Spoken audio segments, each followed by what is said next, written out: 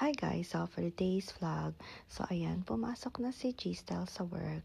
Pero bago siya pumasok sa work, binilan niya ako ng coffee sa 7-Eleven. So papakita ko sa inyo.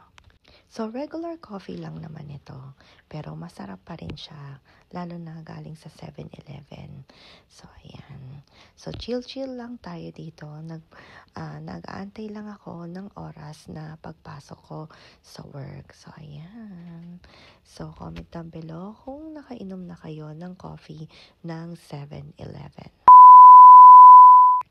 So, ayan, nakauwi na tayo sa bahay at meron tayong package. Bali, in-order ko to sa Amazon Japan. So, bali, papalitan natin yung wristband ng Apple Watch ko kasi medyo may kalumaan na rin at yung cover ay medyo puro gasgas na rin. At tuwang-tuwa ako guys dahil nga Hello Kitty ito. So, ayan, ganyan yung itsura niya. So, i-open na natin yan. So, kuha lang tayo ng gunting. And then, ayan, ganyan yung itsura. O, diba, puro gasgas. At medyo kalumaan na yung ating wristband. Nakalimutan ko kung kailan ko to binili or ilang months na. Pero yun nga, parang time na talagang palitan. At dahil nga nakita ko tong Hello Kitty. Ayan. So, hindi ko mabuksan kaya kukuha tayo ng gunting. So, ayan. May gunting na tayo at i-open na natin. So, buti na nga lang at nakita ko to at yun nga, nung in-add to cart na natin. So, overnight lang yung shipping niya. So, kinabukasan dumating na rin.